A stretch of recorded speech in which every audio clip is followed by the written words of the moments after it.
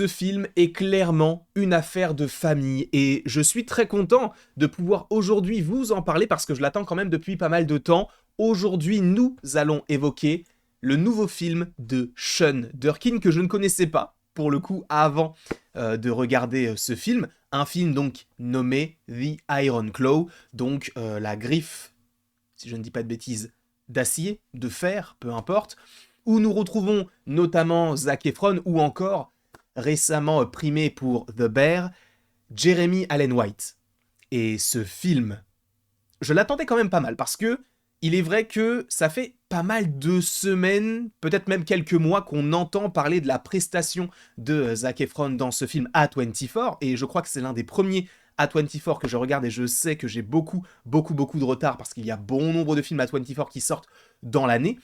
Et alors, ce n'est pas mon premier, mais je commence à m'y intéresser de plus en plus, et je trouve qu'au niveau de la production, c'est très bien produit. Donc, on verra si je vous parle d'autres films A24 dans l'année. Zac Efron. Revenons sur son personnage de Kevin.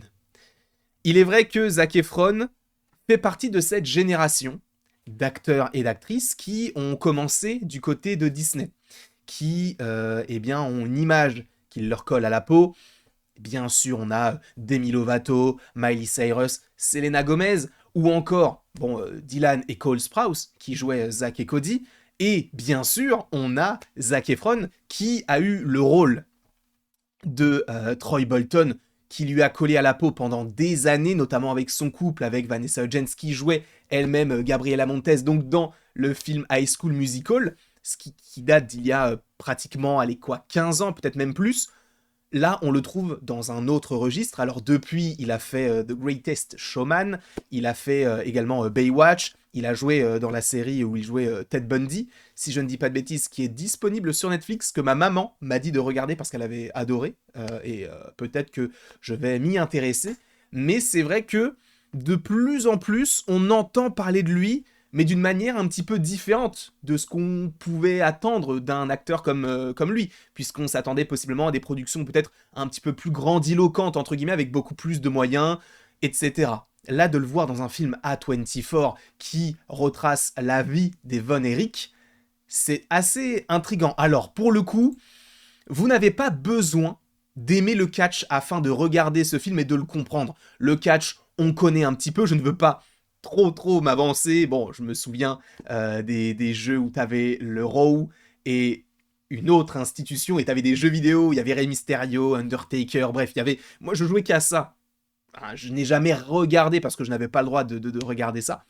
Et d'ailleurs, au moment de la mode du catch, il y avait quand même pas mal de polémiques autour de certains enfants qui reproduisaient les scènes de combat qui sont réalisées par des professionnels. À la suite de ça, on avait eu pas mal de TV spots, notamment aux États-Unis, pour te dire ne faites pas ça chez vous. Et ça allait dans la continuité donc de l'évolution du catch. Mais là, on se trouve, je crois, dans les années 70, si je ne dis pas de bêtises, en 79 pour être plus précis, quand ça commence, peut-être 78. Et donc on suit la famille Von Erich qui, est une famille qui a toujours été dans le catch. On retrouve un père interprété par, alors si je ne dis pas de bêtises, interprété par, comment s'appelle-t-il, Holt McCallany. Donc un acteur que, en plus, je vois actuellement, puisqu'en ce moment, je me refais la saison 2 de Heroes, et il a un petit rôle dedans. Je sais qu'il est dans beaucoup de productions, tu sais, ça fait partie de ces acteurs où tu sais que tu les as vus quelque part, mais tu ne sais plus exactement où, parce qu'ils sont tellement partout, que voilà, ça en fait un peu partie.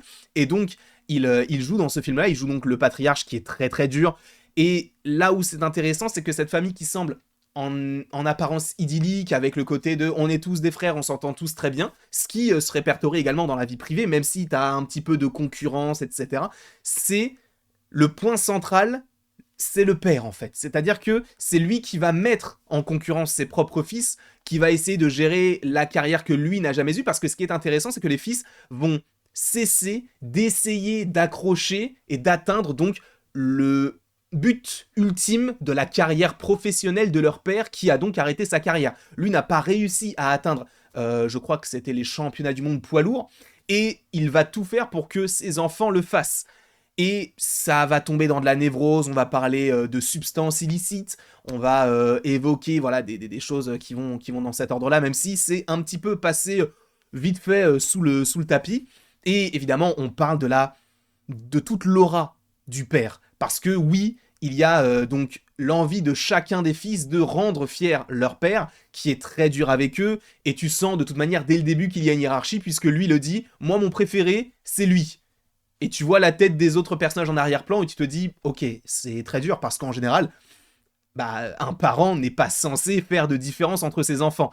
Et lui le dit clairement, oui, oui, j'ai mon préféré, c'est lui. En revanche, il est possible que toi, tu puisses lui passer devant, etc. Moi, j'ai trouvé que c'était très très dur, et ce qui est fou, c'est qu'en plus de ça, c'est une histoire qui est inspirée de faits réels. Par ailleurs, à la fin, on va comprendre certaines choses.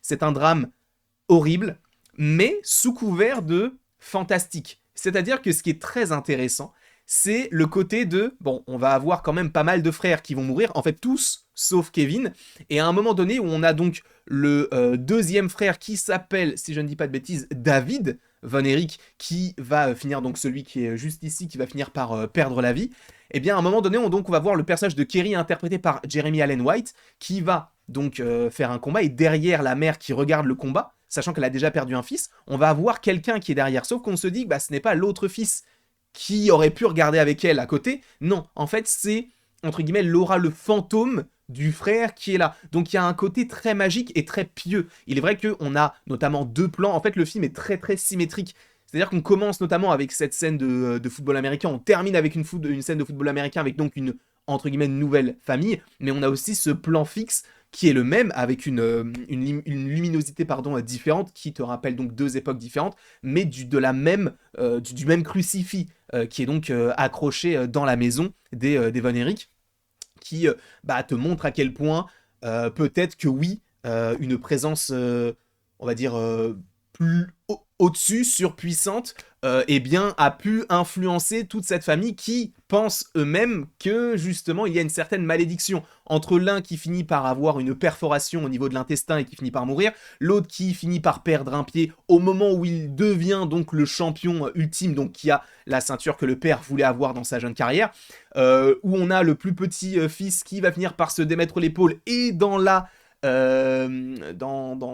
chirurgie qui va être opérée, il va finir par tomber dans le coma et à perdre une certaine motricité.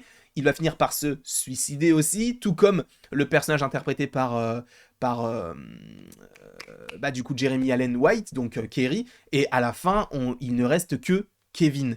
Et tout ce drame-là s'organise en fait autour de lui, et pour revenir même à l'intensité, entre guillemets, du jeu, je trouve que c'est vraiment, il fait tout passer par le regard, et ça fonctionne très très très très bien. Je suis content de le voir à ce niveau-là parce que Zac Efron, en tout cas moi je le connais que d'High School Musical, je n'ai pas encore vu The Greatest Showman. Oui, je vais le regarder, et peut-être que je vous en parlerai un jour sur la chaîne, je ne l'ai pas encore vu.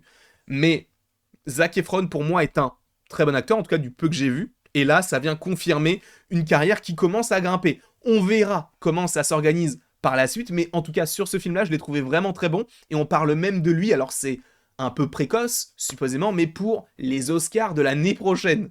Donc on prend quand même pas mal d'avance, on verra comment tout cela s'organise, mais j'ai vraiment, vraiment beaucoup aimé ce film-là, qui, encore une fois, voilà, a son lot de drame, a son lot de réalisme, mais a aussi ce côté un peu magique, qui va nous permettre vraiment de nous intéresser d'autant plus à l'histoire, et d'essayer de scénariser un petit peu tout ça de manière pas belle, mais on va dire, entre guillemets, poétique. Moi, j'ai trouvé qu'il y avait un petit peu de poésie dans ce film-là, donc n'hésitez pas, en vérité, si vous hésitez à aller le voir, foncez, parce qu'il est vraiment, vraiment très, très, très bien.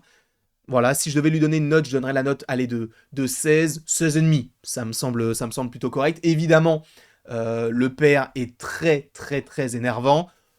Ne pensez pas qu'il faut avoir un... Bon, peut-être que, voilà, je vous dirais attention, interdit au moins de 12 ans, à la limite, parce qu'il y a un petit peu de scènes qui peuvent choquer, entre guillemets, mais dans sa globalité, on n'est pas forcément sur un film trash ou gore. Voilà, ça reste pas familial, mais ça reste visible, entre gros guillemets, de tous, accompagné d'un adulte, dirons-nous. Quoi qu'il en soit, je vous remercie grandement d'avoir regardé cette vidéo, j'en parle à mon échelle, hein, je ne suis pas forcément le plus cinéphile des créateurs de contenu, hein, puisque je commence vraiment à me renseigner sur des films que je n'aurais jamais imaginé voir et jamais imaginé en faire des vidéos. Donc là, j'ai vraiment envie de me focaliser non pas que sur un nouveau type de cinéma, mais de m'intéresser à tout ce qui sort en ce moment.